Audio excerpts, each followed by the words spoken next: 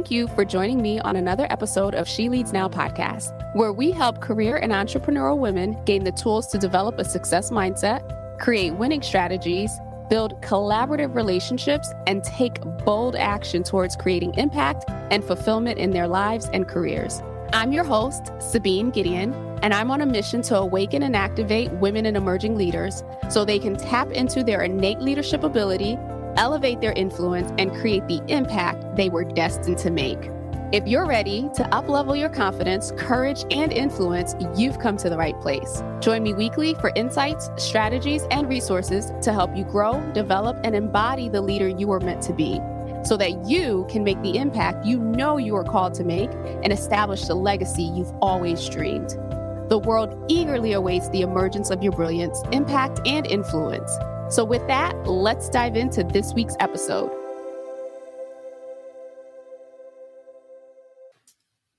Hi, and welcome back to another episode of She Leads Now. I am your host, Sabine Gideon. Thank you so much for joining in or tuning in this week on the podcast. Thank you for those of you who are my true, consistent listeners. I appreciate you. Thank you for downloading the show and also for reaching out to me with feedback on the content. I sincerely appreciate that. And for those of you who are completely new to the show, welcome. So excited to have you here. My prayer and my hope is that you're able to gain some nuggets that are relevant and that are helpful in supporting you as you navigate today's topic, which is really around hiring and managing a hybrid workforce. In the time that we are in right now, organizations, big and small, are challenged with trying to identify what is the right mix and how to maintain culture within their organizations.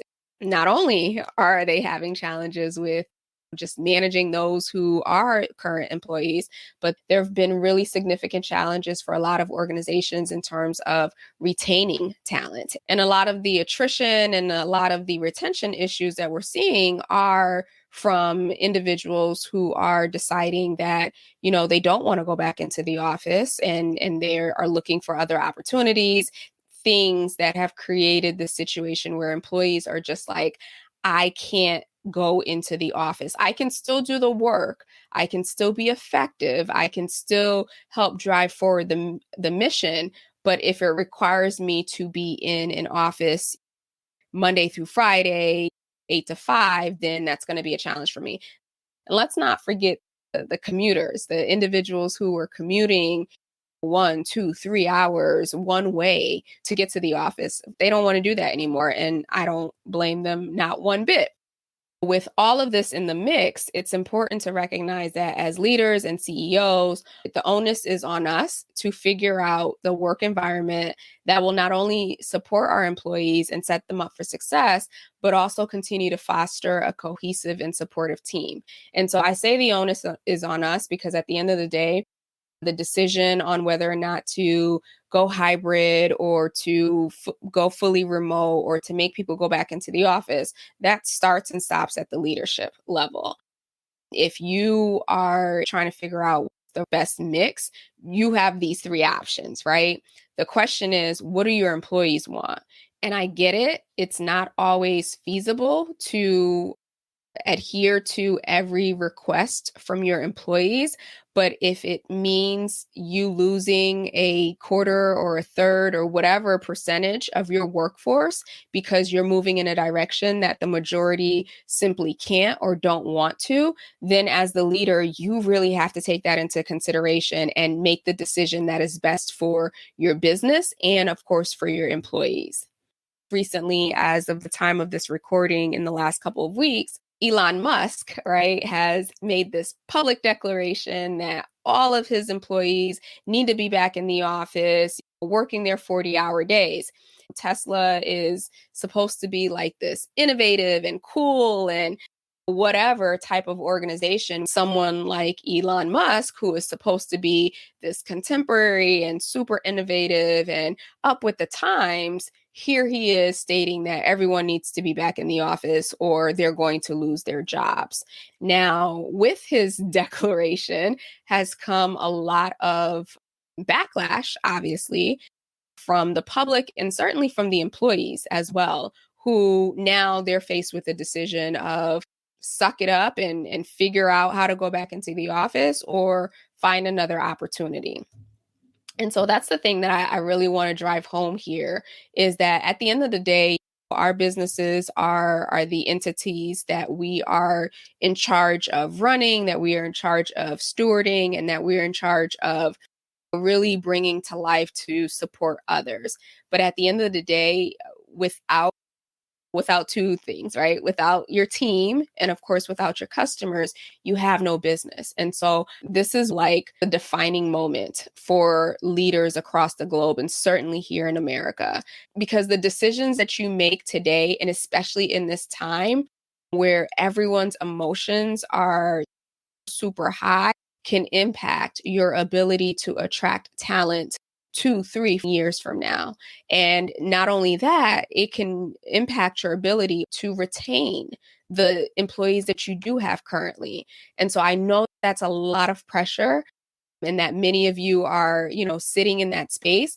The truth of the matter is every organization right now cannot just be a remote organization. So we know that. When it comes to hybrid, though, the real challenge and the difficulty that organizational leaders are having is not about who works from home versus who comes into the office, but it's about how do we maintain a culture that still produces the same level of results? How do we create a space in which people still feel like they belong and then not just a number? How do we allow our employees to shine and get recognized for their work when it's not so obvious? And how do we create spaces for them to collaborate with each other? I've heard many times over that sometimes the ideas that come out of someone just stopping by your office or hanging out at the water cooler or going out to lunch, a lot of those things have been taken away. And so now leaders have the obligation to not just figure out what is the structure, right? The physical structure of our organization, but how do we keep all these components? How do we keep our people in a space where they feel supported, they feel recognized, they feel seen, they feel like they still have the same opportunities to advance in their careers as they did when they were physically together. For those who may have not clearly defined their culture, or maybe their culture wasn't in a good place to begin with, they are feeling the repercussions of trying to navigate these pieces. So, as we think about managing a hybrid workforce, what does that look like for the manager? Once you've made the decision, this is the space that you're going to be in, how do you make sure that you have a pulse on what's working, what's not working, what your employees need? Here are a few key ways to creating a strong company culture and managing a hybrid workforce effectively so that you can actually continue to support the business growth goals that you have. First one up, maintain a strong culture. And part of you being able to maintain that strong culture is having a strong vision and mission. If we don't know where we're going and we can't communicate where we're going to others, that is going to create disengagement. So part of having a strong culture is, what is our North Star? Where are we going? Where are we headed? And so part of your role as the leader of the organization is really to reinforce that North Star, getting clear, if you haven't already, what is the vision, the mission, and the values of the organization? Due to the pandemic, things have had to shift and things have had to change. What were those things and how have they impacted the vision, the mission, and the values? This is something that you need to go back to and reassess. And then not only just reassessing it, but making sure that it is being reinforced on a regular basis. So when it comes to bringing on new employees, are you sharing during the onboarding process? And I'm not talking about orientation. because orientation can be one day, it can be an hour, it can be a few hours. I'm talking about onboarding. So that first 90 days, how are you demonstrating? How are you communicating? How are you exemplifying the vision, the mission, the values of the organization to these employees who are coming on who you may have never met in real life? And then are they also being reinforced on a regular basis? So I talk all the time, your vision and your mission and your values should not just be for your marketing material.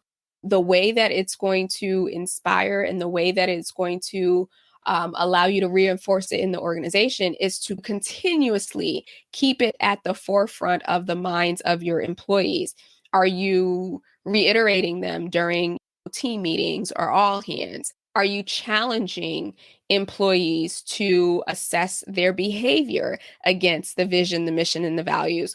Are you bringing in vendors or suppliers that are aligned with your vision and your mission and your values? Are you not even thinking about how that might impact and how that might have a negative correlation between what it is that you're saying that the company stands for versus some of the practices and some of the behaviors that are taking place? And so when it comes to the strong culture, rely on that vision, the mission, and the values, and reiterate it, reinforce it, and integrate it into every aspect of your employees' life cycle, as well as decisions that you make and anyone that you bring into the organization, be it vendors, suppliers, you name it.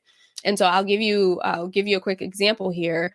When I worked in corporate America, at one point I worked at an aerospace company. Of course, there was a lot to learn about aerospace because I had never been in that industry. But I can tell you that yes, I learned what my business unit, the business unit that I supported, I learned what they did because I needed to understand that to understand how I could best support the employees. But when it came to the organization as a whole, they didn't really talk about this is why we exist. I knew how they made money. I knew, who the clients were, but the deeper meaning around, okay, this is the impact that we have, whether it be on our clients, our customers, our society, none of that was communicated. And so essentially, I didn't really have a deep connection or attachment to the organization. I just knew what I needed to know for my job. Flip side of that is when I worked at a credit union. When I worked at the credit union, I worked in a recruiting capacity. So that meant that I was the face of the credit union for anyone who was going to come into the organization. And the mission and the vision, I repeated it every single time that I talked to someone. And part of the reason why I did that was because one, I first believed in the mission of the organization. And so it made it easy for me to repeat it to hundreds and hundreds of candidates. But at the same time, if you think about what I said, they were hearing it from the very first conversation. So they might have read it on the job posting site, but then they get on the phone with me and they're hearing me reiterate it. Then we're going into the interview and people are demonstrating it. Then they get hired and it's incorporated in every aspect of the onboarding process. And so it becomes not only just something that they hear, but something that they start to live because it was shown and it was demonstrated. And so for me, when it comes to the credit union, I was so invested in that organization because I wholeheartedly understood what the vision and the mission were and the values. They were aligned with my own personal values and what I thought was important. And so it stopped being about a job and just getting stuff done and just learning the products and the services and supporting who I needed to. But it was, I am invested and I want to make sure that I'm living this out and that I'm supporting in the highest capacity that I can. So that is the difference. And some of you, as you're listening, you've probably had those experiences where you worked at a job and it was just that for you. It was a job.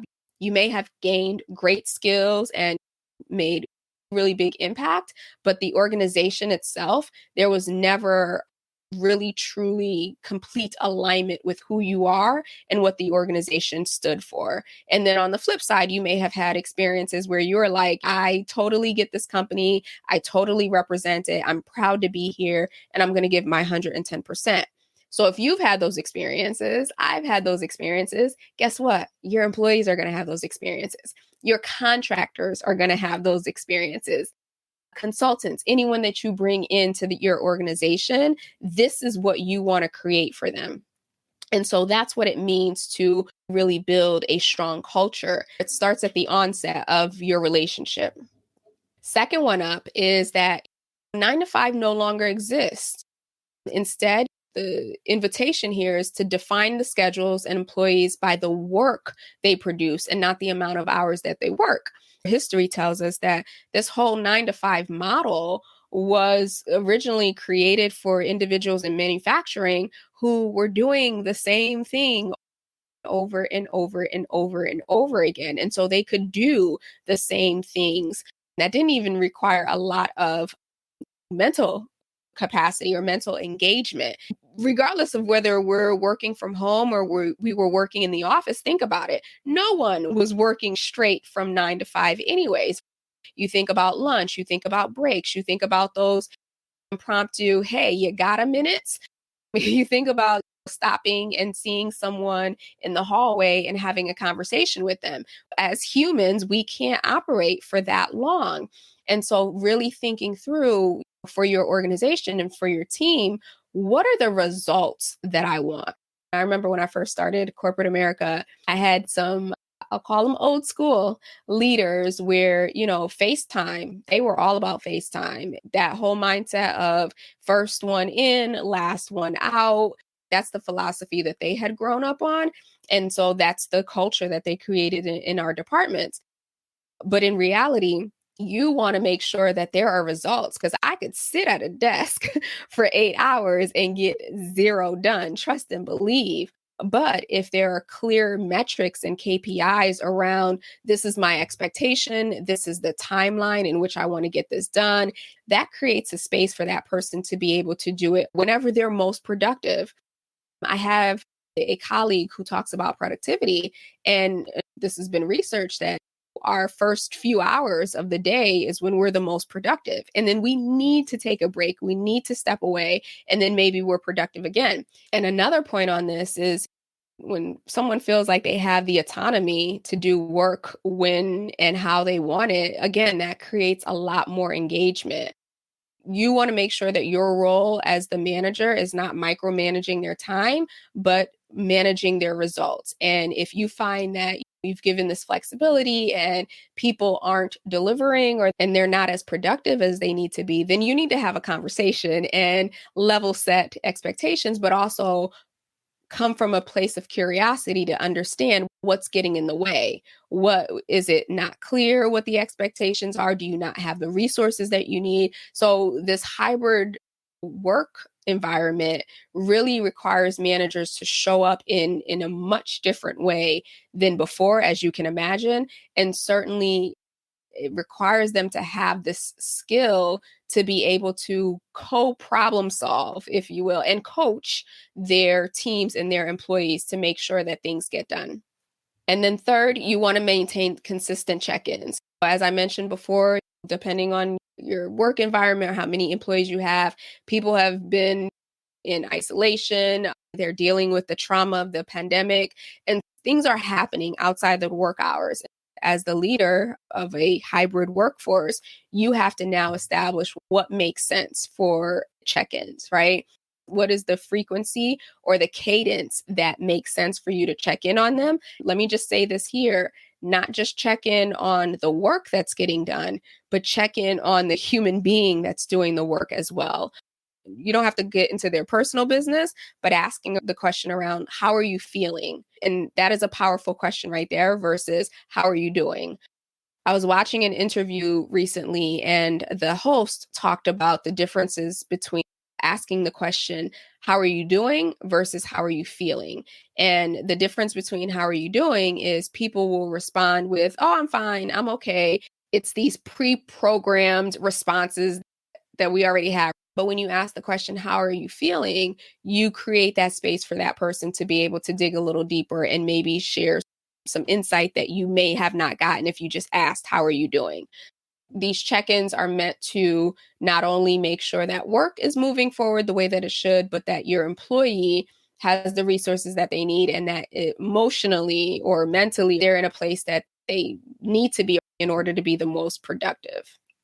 And so to recap here, 3 things to really consider and really look to adjust if need be to maintain a strong company culture while in a hybrid environment is to make sure that your vision, your mission, your values, that not only are they clear, that they are communicated and that they are lived in every way possible, that you create space, that you create metrics, that you create expectations for your employees to get the work done, but that you allow them the space to get it done in whatever time frame makes more sense for them. And then that you maintain consistent check-ins, both about the work as well as the human being. And just to wrap up here, I do believe that a hybrid workforce actually offers your employees a much better opportunity for growth and results-oriented work. Not to mention the fact that everyone gets to have a much stronger work-life balance, which of course we know ultimately leads to a happier and healthy employees with the focus on wellness these days, just because of burnout and everything else. You definitely want to make sure that you're positioning your employees to work at their highest level in whatever capacity that makes sense. Now, I will say, as the leader, as the CEO, this will require you to show up a lot differently than you have in the past. It's definitely going to require you to pick up some skills. If you haven't really developed your coaching skills, you might be challenged as you navigate this. But the good news is that these skills are learnable and you can strengthen them. If you have a hybrid workforce, I'd love to hear how that's working for you and in your organization, especially if you're like in a growth trajectory where you're looking to bring on new employees who have never been in the office. I'd love to hear what you've implemented, whether it's in your recruiting strategy or even your onboarding strategy to really help integrate your new hires. And then of course, for those who are there, I'd love to hear what you're doing to maintain the culture and to maintain morale. So please feel free to DM me on LinkedIn or IG. Let me know. You can also email me at sabinegideon.com. Again, thank you so much for tuning in today. If you're a longtime listener, I sincerely appreciate you. If this is your first show, or maybe your first couple shows, thank you as well. I sincerely appreciate you. So with that, I will leave you. Have a fabulous rest of the week, and I will talk to you next week. Take care. Thank you for tuning in to another episode of She Leads Now. Be sure to join us next week for another transformative discussion to help you grow, develop, and embody the courageous leader you've always been. Be sure to subscribe to the show to get alerts when new episodes drop, and join us for our next Leaders Lounge meetup on Zoom. Details and dates for future sessions are included in the show notes below, so take a look there or head over to sabinegideon.com/lounge to register and hold your spot for the next session. Again, that's sabinegideon.com/lounge to grab your spot. Excited to connect with you all inside the lounge. Talk to you soon.